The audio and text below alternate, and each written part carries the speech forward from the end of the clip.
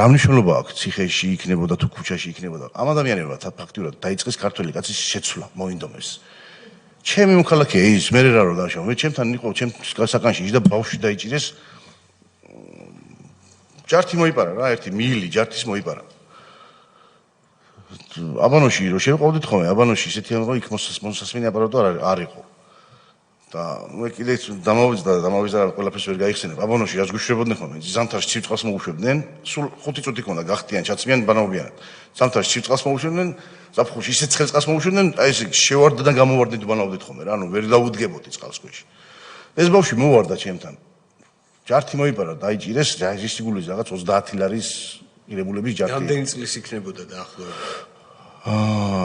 ეს იყო 18-19 წლის მეტი არა და მომوارდა აბანოში და გეხვეწებიო ჩემ გვერდზე არაფერი თქო რა ანუ